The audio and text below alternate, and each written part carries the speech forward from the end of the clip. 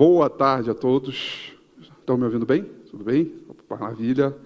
Legal estar aqui com vocês, dividir um pouco da nossa experiência com o mercado em geral e no mundo de análise. Eu só acho que está com a apresentação errada aqui, ó. Não é essa apresentação, não. Tá? Vai trocar? Então, vou tocando aqui. Deixa eu falar um pouquinho sobre mim. Meu nome é Rafael Figueiredo, mas as pessoas me chamam de Rafi. E eu tenho 22 anos de experiência com o mercado. Aqui, equipe técnica, essa daqui é do outro Rafael, tá? A gente pula um Rafael. Esse é do Rafael Palone, desculpa ter te interrompido. Eu sou o Rafael Figueiredo. Isso, é o Rafael Figueiredo, tá? É só uma questãozinha técnica, a gente sabe, faz ao vivo. Vamos lá. E eu estou nessa indústria já há 22 anos. E eu trabalhei sempre em corretoras, Ágora, iCap, Clia Corretora, fui sócio da XP. E em 2017 eu saí da XP para me juntar à Eleven Financial, montar toda a estrutura de análise que a gente tem para servir o universo institucional. Então, hoje a gente é uma casa de análise independente, 3 vezes premiada como melhor casa de análise independente do Brasil, prêmio APMEC e BRI. E a gente tem como principal objetivo levar análise, conteúdo e informação para gestores, para family offices, para todo o universo institucional, bancos, corretoras e principalmente assessores de investimento hoje, né, que precisam, né, de análise e informação para capturar clientes, né, para captar cliente. Então, a gente utiliza, né, desse ambiente. A gente não trabalha direto com o investidor varejo, já fizemos isso, mas é uma escolha nossa agora trabalhar com o universo institucional. E uma das coisas que eu faço na Eleven, eu sou análise técnica, tenho CMT, eu sempre trabalhei com análise técnica durante, né, minha vida inteira, e uma das coisas que eu sempre gostei de fazer foi combinar a análise técnica com a análise fundamentalista, de forma que a gente consegue, né, buscar o que há de melhor entre essas duas análises.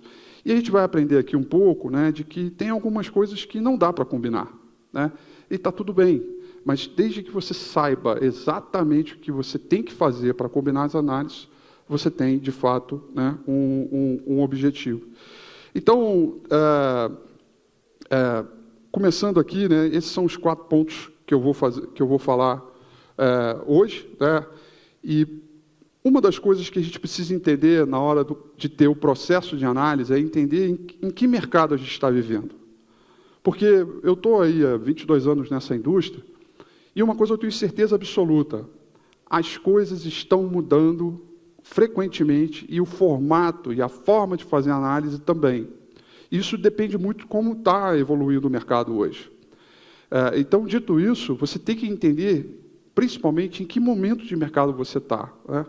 Então, aqui eu trago um gráfico onde eu tenho uma série mais longa do índice Bovespa, e repara que eu separei, e eu arbitrei isso, tá? Em ciclos de mercado, porque cada um desses ciclos, né, teve boom das commodities, a gente teve o maior bull market da Bolsa Brasileira, muito atribuído aos mercados, né, à China, e commodities, evidentemente, né. Tivemos a grande crise financeira em 2008, onde também mudou o patamar e a dinâmica de diversas companhias e a forma de você avaliá-las, né.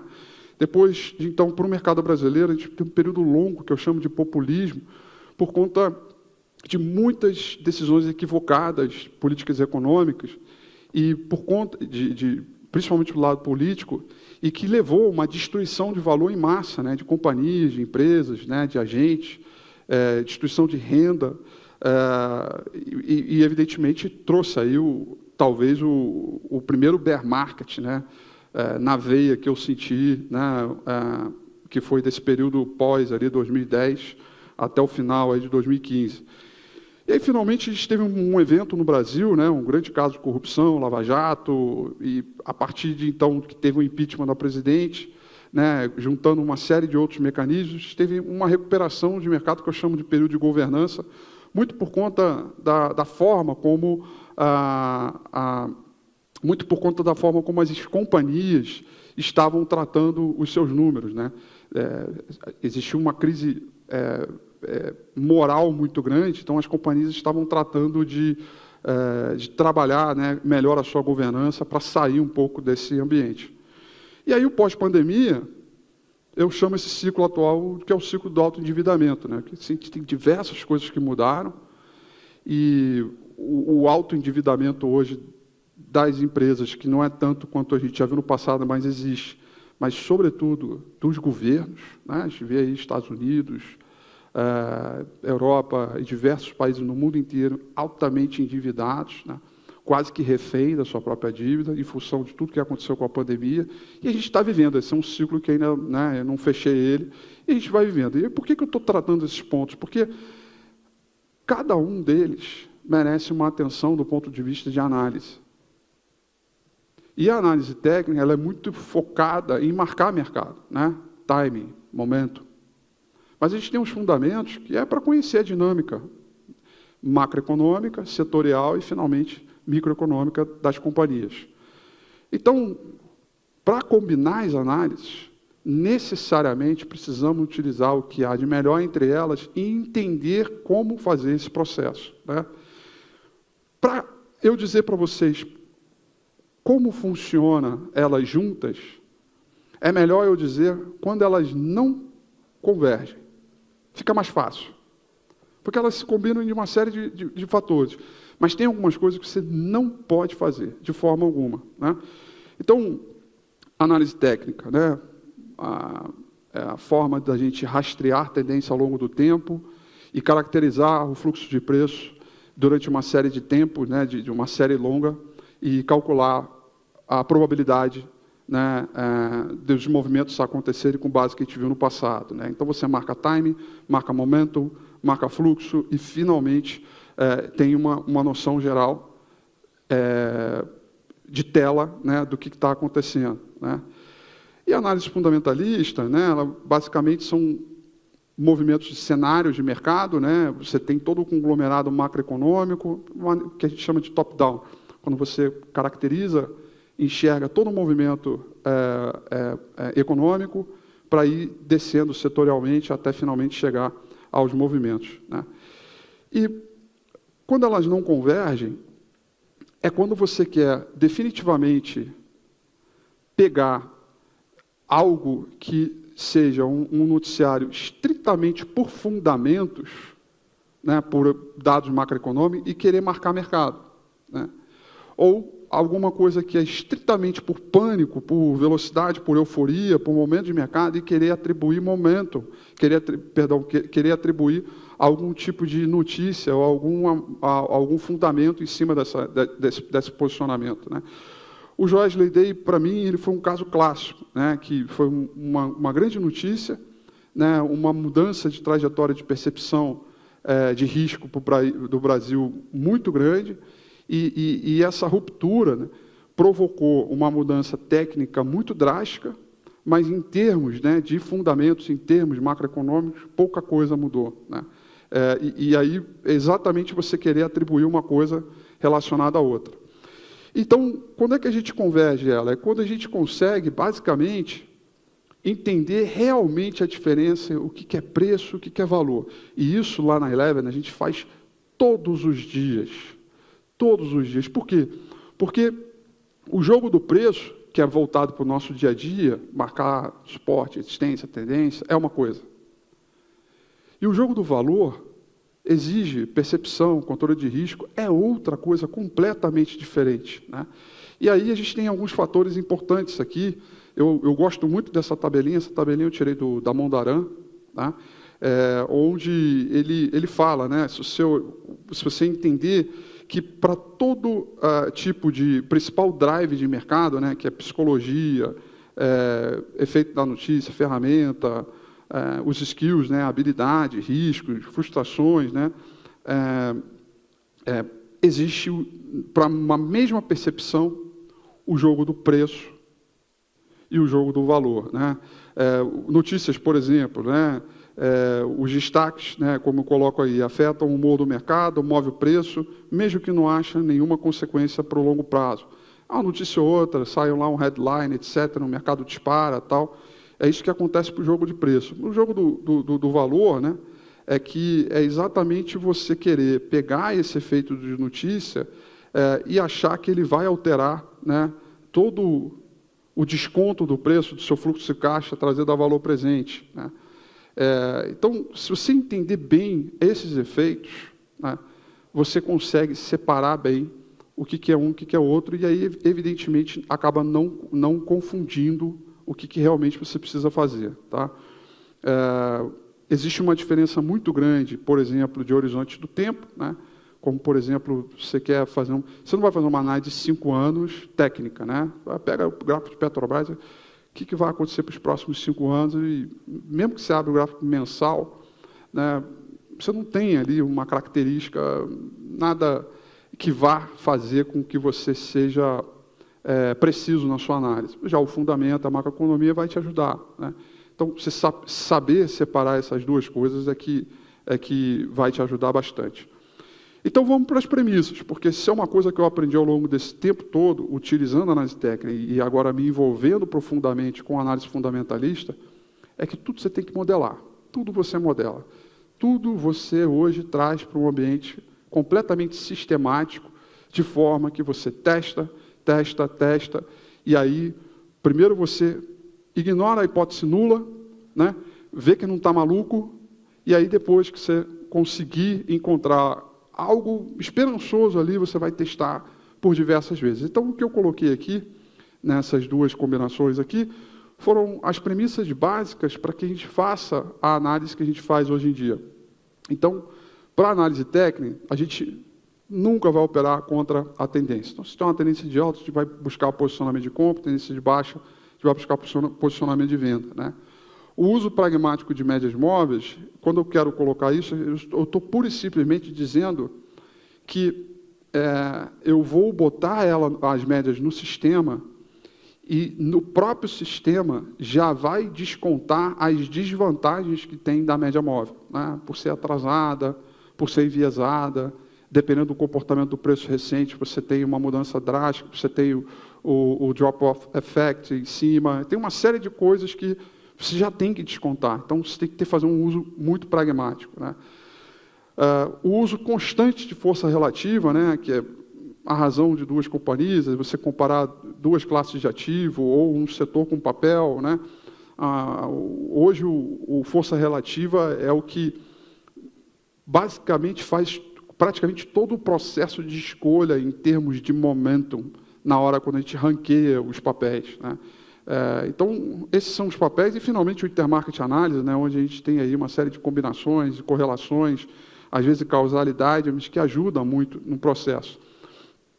E tudo isso é modelado, tá? Tudo isso é altamente modelado. Ou seja, tudo que está aqui nesses tracinhos, eu já tenho um sistema que captura todos esses movimentos em tempo real, minuto a minuto.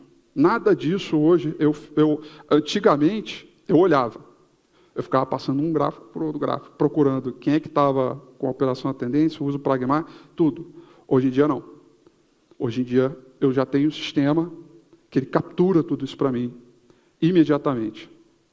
E também tem uma equipe de análise. Hoje, lá na Eleven, nós temos 11 analistas, todos fundamentalistas, setorizados, e que vão buscar, através dos seus valuations, né, e seja por análise múltipla, desconto, fluxo de caixa, top-down, enfim, tem diversas metodologias, a gente dá liberdade para que eles trabalhem, né, nesse horizonte, e a gente usa algumas premissas importantes também para qualificar as companhias, né?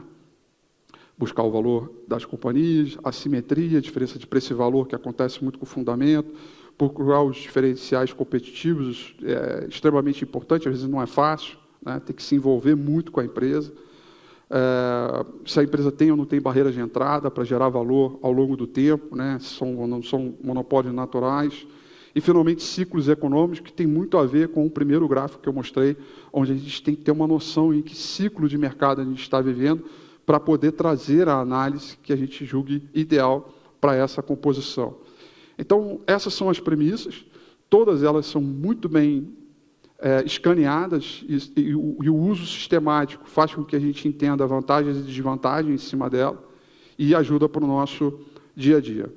E tem uma única verdade muito grande aqui, que é que olha, a minha escola é análise técnica, eu amo a análise técnica, é o que me deu tudo na minha vida, eu sou orgulhoso demais com isso.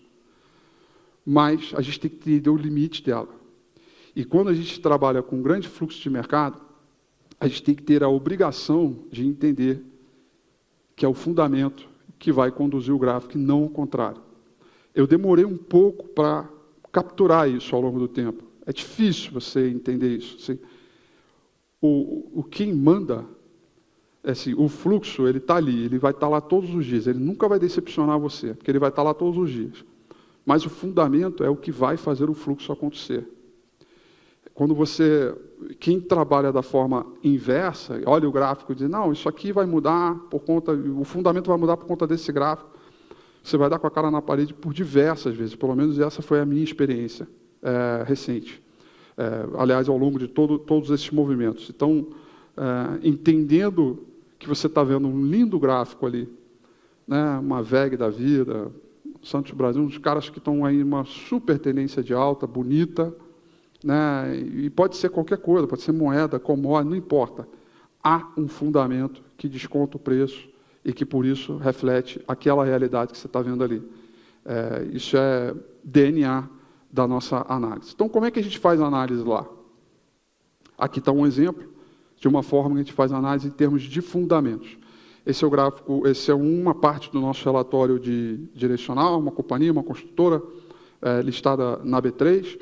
E aí, como você pode perceber, a gente tem uma análise multidimensional ali. Nessa análise multidimensional, a gente tem 5 variáveis importantes para rastrear e para entender melhor sobre a companhia. Empresa, setor, macro, risco e valuation.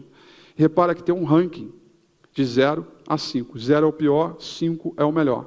Então, por exemplo, em termos de como está a empresa, como é que está o management da companhia, entregas de guidance, se ela cumpre o que está prometendo, é a número 5, portanto, a gente classifica ela como uma das melhores, né? O macro, por que a gente faz essa análise multidimensional? Porque isso é uma forma da gente realmente comparar banana com banana.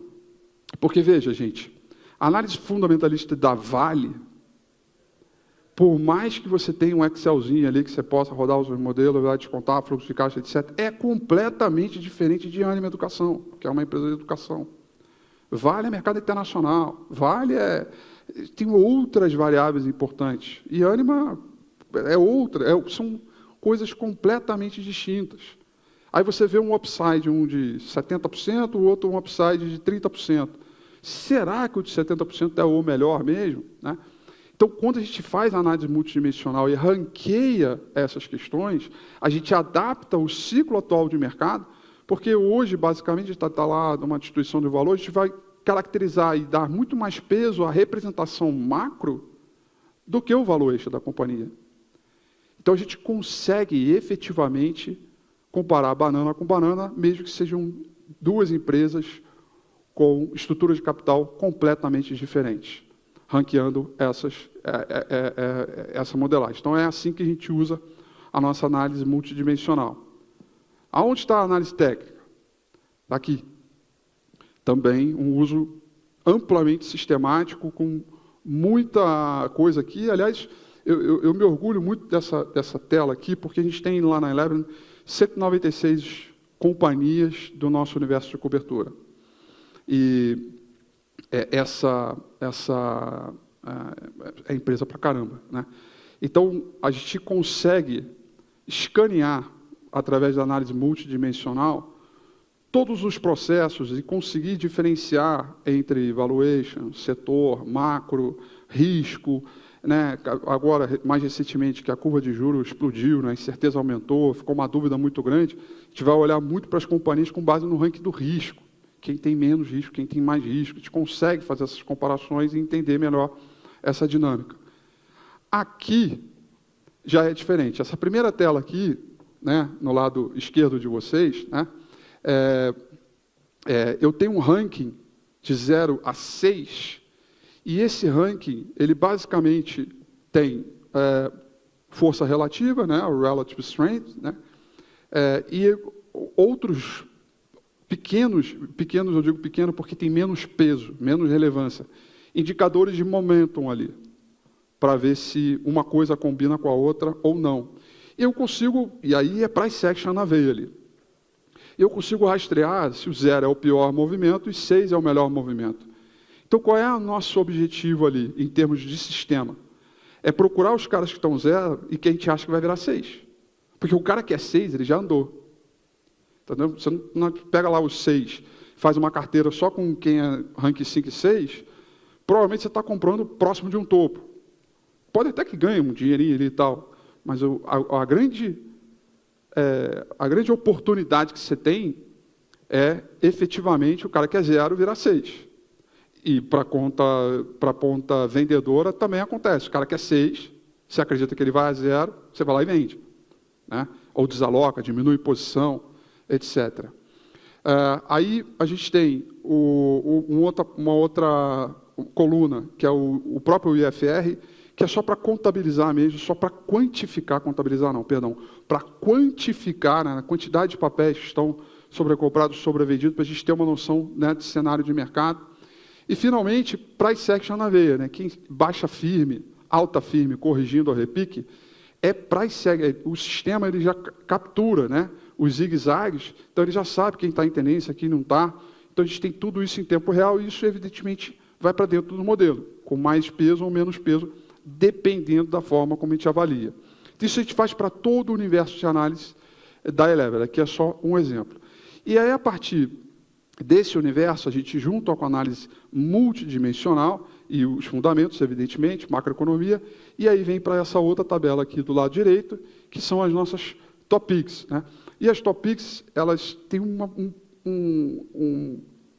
ela é um pouco diferente do que é do top pick tradicional da análise fundamentalista, porque aqui, nesse ranking que a gente tem agora, e aí esse ranking é de 0 a 5 agora, tá? Das top picks, essas top picks estão desatualizadas, tá bom? Não são mais as atuais top picks. Na verdade, algumas são, né? A GGBR tal, Multiplan também mas algumas já saíram. E a cada trimestre, e por que trimestre? Por conta da temporada de resultado, a gente remodela com base no que foi entregue para compor o peso e trazer para dentro do sistema novamente. Então, da mesma lógica que a gente, pura e simplesmente do price action ali, a gente usa aqui. Ou seja, o cara é top pick porque no modelo a gente usa 70% de análise fundamentalista e 30% análise técnica, compondo esses indicadores que aqui estão na tela. E aí, quem determina o timing é a análise técnica, que esse é o que ela faz de melhor, né? Então, a gente pode ter uma coisa muito boa, mas não é a hora. Quantas vezes a gente já viu isso? Né? O fundamento é muito bom, a empresa é muito boa, as entregas são muito boas, previsibilidade de retorno, paga dividendo, mas, às vezes, o mercado está panicado, não é a hora, espera. Então, a gente tem uma coluna aqui, que é a coluna do Momentum Score, que é essa coluna, daqui a penúltima coluna. Aqui que está, digamos assim, o meu eureka, é onde eu mais me orgulho, porque nesta conta de momento, eu trago um conjunto de 7 indicadores, né? E neste conjunto de 7 indicadores, eu consigo capturar, e aí, deixa eu abrir um parêntese aqui, momentum é tudo, né? Momento, se explode uma bomba ali, todo mundo vai começar a assustar, vai todo mundo levantar e sair correndo. Está todo mundo calmo aqui, a gente vai acelerar o momento, né? Momento acontece absolutamente para tudo na formação de preço. Seja para um mercado eufórico ele terminar a euforia, seja um mercado panicado ele terminar o pânico, seja um mercado calmo e ficar estressado, né, começar a subir. O momento é a primeira reação na tela, imediata, independentemente se você sabe qual é o noticiário que está ali ou não. Então, o que eu ranqueio, e papéis que estão com o momento acima de 10, ele começa a dizer, está na hora. De quê? Não sei, está na hora. Ele só, pura e simplesmente, me diz que está na hora. Aconteceu alguma coisa. Depois eu vou saber o que é, mas, por enquanto, então, os caras que piscam 10 na tela ali, os caras que a gente começa, piscou 10, o cara está 1, provavelmente ele vai virar 5, então ele entra na nossa composição de análise. E assim vai indo, né?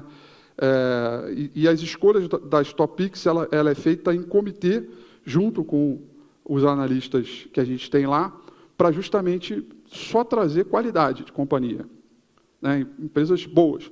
Só que, como eu disse no primeiro gráfico, o mercado ele é dinâmico e o efeito de tendência e o efeito sobre os ciclos são completamente diferentes.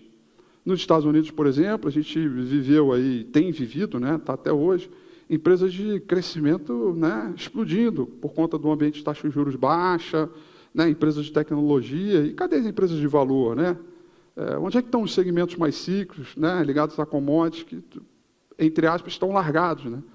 E é mais ou menos um fluxo, né? Você sai de crescimento, vai para valor, dependendo do ciclo de mercado. Então, eu peguei com essa ideia e trouxe isso, com base no ciclo de mercado, caracterizado pelas premissas que tem no mercado, para a gente fazer as recomendações. Então, eu tenho uma cesta de papéis, embora analise 196 companhias, eu tenho uma cesta de top picks, hoje são 32 top picks lá na Eleven, e dessa cesta de papéis, o que eu vou fazendo é comprando e vendendo ranking. Quando o cara está com ranking 1, eu acho que vai para 5, a gente compra. O cara já está posicionado em nosso portfólio, já está lá. E eu acho que vai começar a perder ranking, porque o momento score está piorando. O delta momento nada mais é que a diferença do momento score de hoje menos de ontem, né, do dia anterior. Então, o que vale ali mesmo é o momento score. Então, eu consigo capturar esses movimentos e ficar brincando com rankings o tempo todo. Isso torna a minha análise testável, isso torna a minha análise, né, o conjunto de indicadores, totalmente sistemático. Eu tenho tudo absolutamente na tela e posso testar em diversas formas. E, principalmente, que é o que eu mais gosto de fazer, diferenciar a mesma análise para pegar a mesma análise com ciclos diferentes. Será que isso que eu fiz nessa composição de portfólio, com base em momento e fundamento, 70% fundamento, 30% análise técnica, ela funcionou muito bem para o ciclo de boom das commodities, mas será que ela funcionou muito bem no populismo? Né? Se não funcionou, o que eu devo fazer? Qual é o ajuste de rota que eu vou fazer? Isso, para mim, é o mais importante, porque essa adaptabilidade é que o cliente exige de mim, né? Eu não posso insistir a mesma análise o tempo inteiro, porque o mercado muda, o mercado é dinâmico, né? E aí, então, portanto, eu tenho que fazer uma alteração expressiva com isso, né? E aí, finalmente, eu pego aqueles papéis do ranking, né, do ranking 0 até o 5, e coloco ele em formato indicador, que ele é uma forma de eu quantificar o mercado. A linha azul, mais clara, é o ranking 5. A linha vermelha é o ranking 0. Repara que todas as grandes quedas de mercado, o ranking 0 explode, né? Então, mais recentemente aqui, na última queda do Ibovespa, eu tinha 67% dos papéis dentro do modelo, desses 196 companhias, estavam com ranking 0. Né? E aí, eu não sei se já repararam, mas toda vez que essa linha vermelha dá um spike, ela marca fundo de mercado. Ela não vai marcar no mesmo dia, demora um pouco, mas ela marca fundo. Marcou lá, julho de 23, marcou dezembro de 23, marcou setembro de 24, né? E mais recentemente agora, esse gráfico é de ontem, tá? Recentemente. E o que é mais legal nesse sistema é que o jogo de ranking muda. Porque, por exemplo, quando o mercado anda pra caramba, o ranking 0 cai e o ranking 5 sobe. E ele também tem condição de marcar topo nos mercados. Então, o sistema de ranking que combina essas duas análises me ajuda a ter a completa noção sobre o que fazer, né? Do mercado, né? E aí reverto média, enfim, e aí tem outras coisas que eu estou testando com inteligência artificial e machine learning, que é a combinação do jogo de ranking. Porque se o 0 está caindo, o 1 e o 2 estão subindo. Eu tenho uma cesta única, né? Até o ponto de o 5 ser o melhor que todos. Se o 5 está caindo, provavelmente o 4 e o 3 estão subindo. Então, a dinâmica que eu pedi para o Machine Learning hoje trabalhar é em que equações, quando um piora e o outro melhora, que eu tenho, e evidentemente, quantificando o mercado, eu tenho situações onde eu tenho que tomar uma atitude mais drástica ou não, né? E aí, finalmente, esse aqui é o último gráfico, que eu já estou estourando o tempo aqui em 1 minuto. Essa aqui é um dos exemplos de umas carteiras que a gente tem. A gente tem, no total, hoje na Eleven, 8 carteiras, né, 8 portfólios, recomendações. Eu trouxe a de Global Equities aqui para a gente, né, que são efetivamente ações negociadas no mercado internacional, e a gente usa esse modelo, esse resultado, que eu acabei de mostrar para vocês, né, essa modelagem, essa combinação de análise, é isso aqui na prática, né, com a combinação dos resultados de uma carteira onde a gente, né, tenta sempre se descolar do mercado, gerar um alfa, que é o mais importante, né, gerar valor para o nosso cliente, e, sobretudo, o mais importante é a volatilidade, né, porque quando você toma um risco no mercado, você toma uma posição, essa posição sempre tem que estar ajustada à vol do mercado, porque senão você desvirtua. O preço, a gente usa muito preço ajustado à vol, né, a volatilidade, porque é a forma que a gente tem de indexar tudo que a gente está vendo com base no risco. Uma das métricas é risco, né, tem outras também, né. Então, a gente tem que ter uma vol de portfólio, né, aderente com a mesma ou menor volatilidade do mercado. Porque se a nossa vol for maior, a gente está se expondo mais. Então, naturalmente, a gente também tem que esperar um retorno um pouco maior. Ou, melhor dizendo, um movimento um pouco maior, porque não necessariamente é o retorno positivo, pode cair muito mais do que a Bolsa, né? Muito mais que o índice. Então, essa aqui é um dos nossos exemplos, a gente faz isso para o mercado local também, tem fundos ETFs que a gente usa, mesma coisa. Assim, a gente modela absolutamente tudo dentro dessas duas combinações. Eu estourei o meu tempo, mas eu vou estar aqui. Aliás, daqui a pouco agora vai vir o Ivan, um grande amigo aí, que está aqui com a gente. Vocês têm muito para aprender com ele. Eu vou estar aqui, então eu vou deixar para caso tenha algumas dúvidas, alguma coisa, fiquem à vontade, me chamem, me parem, e eu respondo com o maior prazer aqui durante o evento, logo após a palestra do Ivan, que eu gostaria de assistir também, por ser um grande amigo e dar um privilégio a eles. Muito obrigado pelo tempo de vocês e até a próxima. Valeu.